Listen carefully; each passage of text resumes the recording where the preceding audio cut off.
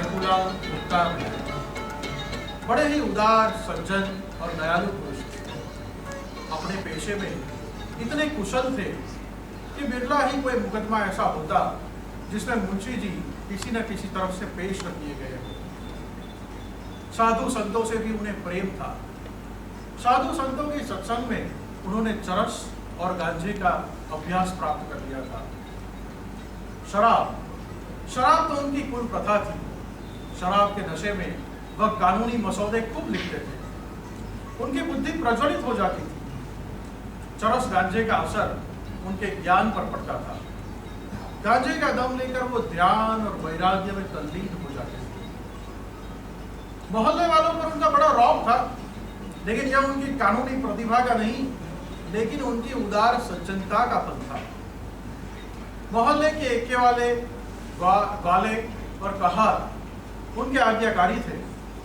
100 काम छोड़कर वह उनकी खिदमत करते। मुंशी जी की उदारता ने सभी को वशीभूत कर लिया था। रोज शाम को कचहरी से आते वक्त वो 2 रुपए अलगू कहार के सामने फेंक देते थे। कुछ कहने सुनने की जरूरत न थी। अलगू इसका आशय नहीं समझता था। रोज शाम को 1 बोतल शराब और कुछ चरस मुंशी जी के सामने पहुंच जाता। बस मैं भी कम रहता हूं। यार दोस्त आप पहुंचते। मुंशी जी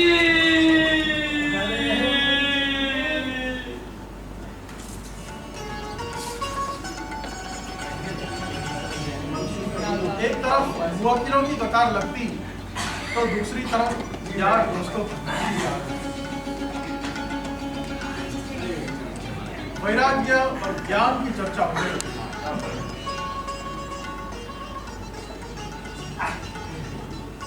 बीच में मुंशी जी मुवक्किलों से भी 2-1 बातें कर लेते।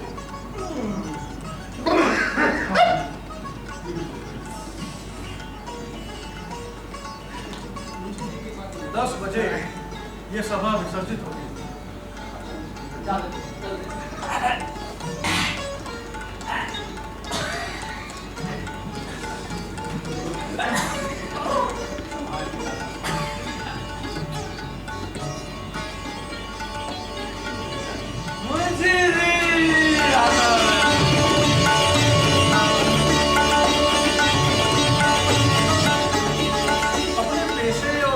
चर्चा के अलावा मुंशी जी कोई और सिरदर्द मोल न लेते थे। देश की किसी भी सभा, आंदोलन या किसी भी समाज सुधार से उनका कोई लेना देना न था। वो उन सबसे विरक्त थे। भंग हुए, छोटे नरम गरम राजनीतिक दल बने, राजनीतिक सुधारों का आविर्भाव हुआ, लेकिन इन सब बातों ने मुंशी जी की अविरल शांति में कोई विघ्न पैदा न किया। अपनी शराब और अदालत के सिवाय और संसार की हर चीज को माया समझते थे और सबसे विरक्त रहते थे। चिराग जल चुके थे। मुंशी जी की महफिल जम चुकी थी। उपासकगण आ गए थे, लेकिन मदिरा देवी अब तक प्रकट न हुई। अलगू बाजार से लौटा न था। एक आदमी प्रतीक्षा स्वरूप बरामदे में खड़ा था। 2-3 आदमी टोल लगाने के लिए सड़क पर खड़े थे, लेकिन अलगू आता हुआ नजर न आया। सब लोग उत्सुक नेत्रों से ताक रहे थे। ये जीवन में पहला अवसर था जब मुंशी जी को किसी बात के लिए इतना इंतजार करना पड़ा। उनकी प्रतीक्षा ने समाधि का रूप धारण कर लिया था। न किसी से कुछ बोलते थे, न किसी और देखते थे। सारी शक्तियां प्रतीक्षा बिंदु पर केंद्रित हो गई थी। और अकस्मात समाचार आया कि अलगू आ रहा है। मुंशी जी झाग पड़े। सभागण खिल उठे। आसन बदलकर संभलकर बैठे। सबकी आंखें उत्सुक हो गई। आशा में विलंब आनंद को और बढ़ा देता है। एक क्षण में अलगू सामने आकर खड़ा हो गया। मुंशी जी ने उसे डांटा नहीं। ये पहला अपराध था, कुछ न कुछ कारण जरूर होगा। मुंशी जी ने दबे हुए लेकिन उत्कंठा युक्त नेत्रों से अलगू के हाथ की ओर देखा। बोतल न थी। विस्मय हुआ, विश्वास न हुआ। दूसरी बार गौर से देखा, बोतल न थी। ये एक अप्राकृतिक घटना थी, लेकिन मुंशी जी को इस पर क्रोध न आया। उन्होंने बड़ी नम्रता से पूछा, कहाँ है? मालिक, अब बोतल नहीं मिली। वो क्यों? मालिक, दुकान के दोनों नाके रुके हुए सुराज वाले खड़े थे, वहां किसी को जाने ही नहीं देते थे। ये मेरी शराब रोकने का क्या अधिकार है? तुमने मेरा नाम नहीं लिया? हाँ हाँ मालिक, मैंने तो आपका नाम लिया, लेकिन वहां कोई किसी की सुनता ही कहाँ है। सभी लौट आते थे, इसलिए मैं भी लौट आया। रस लाए? चरस?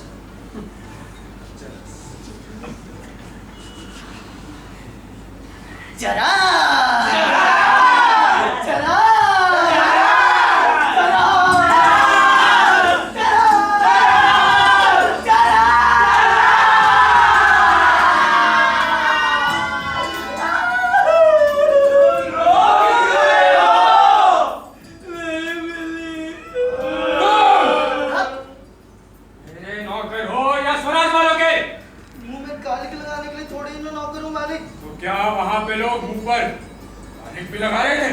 मैंने देखा नहीं, लेकिन सभी यही कहते थे। अच्छी बात है, मैं खुद जाता हूं, देखता हूं किसकी मजाल है जो हमें रोके। एक एक को लाल कर दिखा दूंगा। ये सरकार का राज है, कोई बदमली नहीं है। वहां कोई पुलिस के सिपाही नहीं थे? हाँ, थानेदार साहब, आप ही खड़े सबसे कहते थे कि जिसका जी चाहे शराब ले या पिए, लेकिन कोई उनकी सुनता नहीं था, इसलिए वापस चले आते थे। थानेदार साहब मेरे दोस्त हैं। चलो जी ईदू, टिंकू, रामबली, बेचन, आ जाओ। एक बोतल अंदर से ले लो, देखता हूँ किसकी मजाल है जो एक एक को मजा चखा लूंगा। आ जाओ।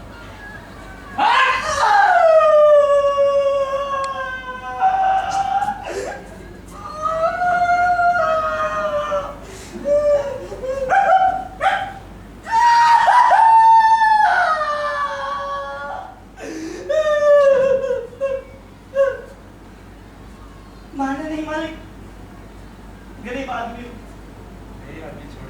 हाँ मालिक। अरे जाओ जाओ, सबको लाल घर दिखा दूंगा, थाने में पहुंचा दूंगा, इसको यहाँ ले जाऊंगा, उसको वो कर दूंगा। अरे जाओ, तुम सब लोग कितने गंदे हो।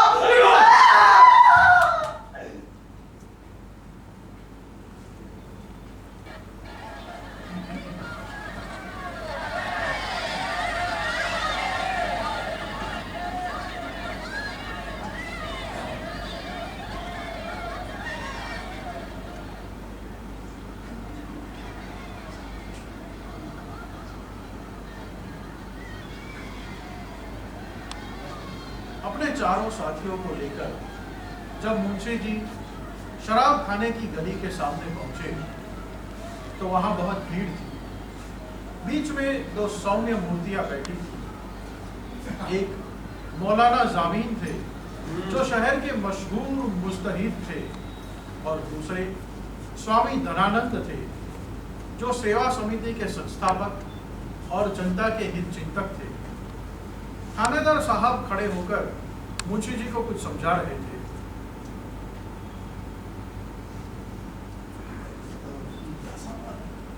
अकेले आना पड़ा आपको? कोई तकलीफ तो नहीं हुई? ये चार भी आए हमारे साथ। एक आदमी भेजा था,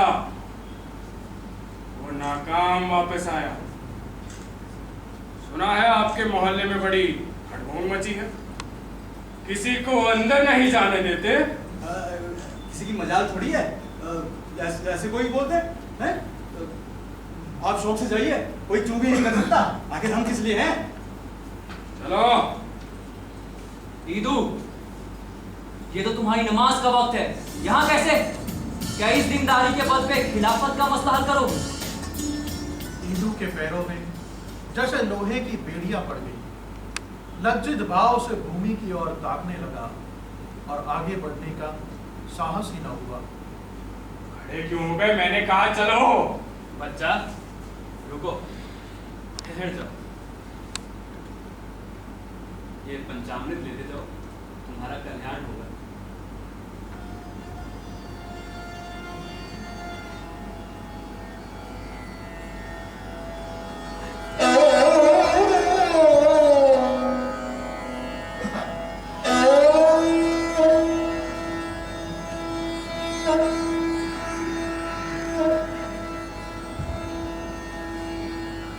अब चलो।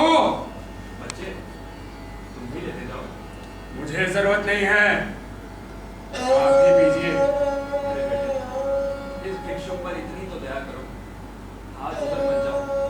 रामबली, टिंकू, अरे आते क्यों नहीं? इसकी मजाल है जो हमें रोक सके। चलो। आप ही क्यों नहीं लौट आवत हो? साधु संतन की बात माने का होत है। तो इसी हौसले पर घर से निकले थे? निकले थे कि कोनो जबरदस्ती रोकेगा तो उससे समझेंगे। साधु संतन से लड़ाई के लिए थोड़े ना निकले थे। सच कहा है, गंवार भेड़ होते हैं। तो आप शेर हो जाइए, हम भेड़ी सही।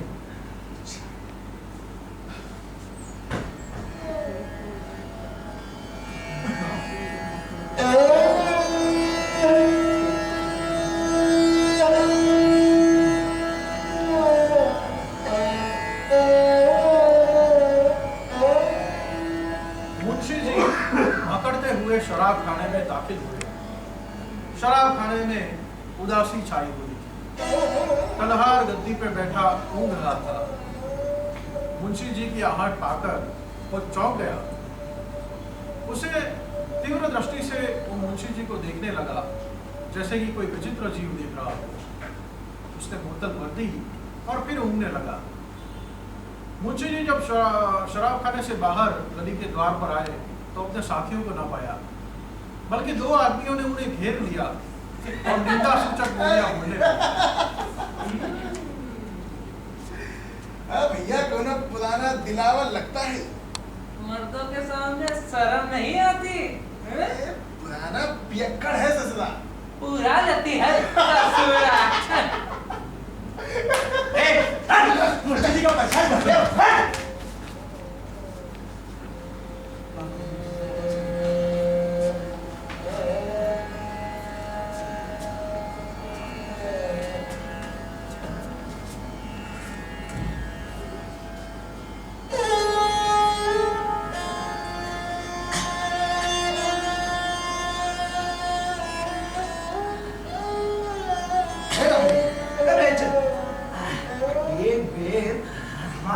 बेगार में पकड़ जात रही तो यही स्वामी जी चपरासी से कह सुन के छुड़ाई दिहन रहे। पिछले साल जब हमारे घर में आग लगी है, तब यही तो सेवा समिति वाले का लेके पहुंचे रहा है। हाँ, अरे वरना घर में एक सूत न बचता। मगर अपने मुख्तार साहब तो अपने आगे किसी को गिनते ही नहीं। कोई आदमी अगर बुरा काम करता है तो छुपके करता है ना, ये नहीं कि बेहयाई पे कमर बांध ले। कौ का पीठ के पीछे कौ की बुराई ना करी जाए। जो कुछ हो आदमी बड़ा अखबारी है, इतने आदमियों के बीच में कैसा घुस चला गया। कोनो इकबाल नहीं है। हाँ, थानेदार न होते ना तो रोटी दाल के भाव मालूम पड़ जाता।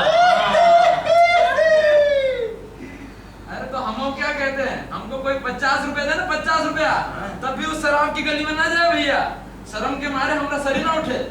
बातन 50 की करते हैं, अभी 5 दिए ना तो दौड़ता हुआ ही चला जाएगा। इन लोगों के साथ आके आज बड़ी मुसीबत में फंस गया। मौलाना साहब जहां देखेंगे वहां आड़े हाथों लेंगे। दीन के खिलाफ ऐसा काम क्यों करें जिससे शर्मिंदा होना पड़े। आज मारे शर्म के गड़ा जा रहा हूँ। आज तौबा करता हूँ, आज के बाद कभी शराब को नजर उठा के भी ना देखूंगा। शराबीन की तौबा कच्चे धागे से मजबूत नहीं होते। अगर मुझे फिर कभी पीते देखो मेरे मुंह पे काला लगा देना। हौसला देख के तो हम आज से छोड़ते। अब पिए ना तो गौरत बराबर। अरे तो क्या हम ही एक सबसे बड़ा पापी हूँ? हम का पियत देखियो तो 50 जूता लगाइयो। हाँ अरे अभी मुंशी जी बुलाएंगे ना तो कुत्ते की तरह दौड़ते हुए चले जाओगे। अब मुंशी जी के साथ बैठे देखियो तो 100 जूता लगाइयो। हाँ जिनके बात में फर्क है ना उनके बात में फर्क है। हाँ हम तुम्हारे जैसा नहीं हूँ। अच्छा तो ठीक है, फिर हम आज से छोड़ता हूँ। आज से गांठ के पैसे निकाल के ना पिए। हाँ मुफ्त में पीने में इनकार नहीं है। अरे गार्ड के पैसे कभी खर्च किए होगा?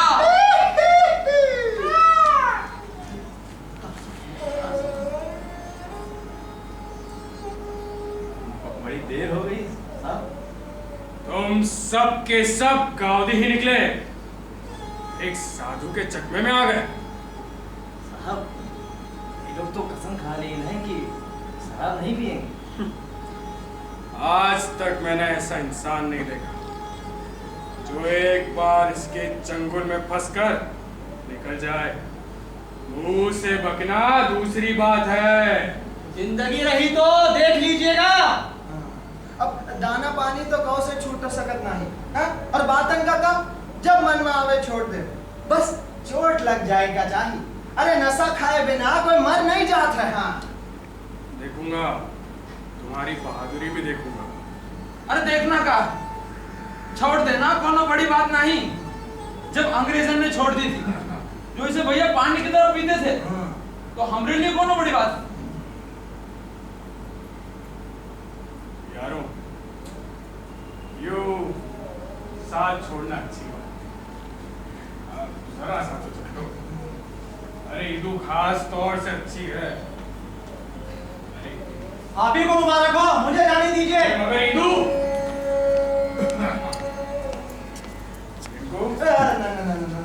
मुख्तार साहब भगवान चाहिए तो हम कहीं के लिए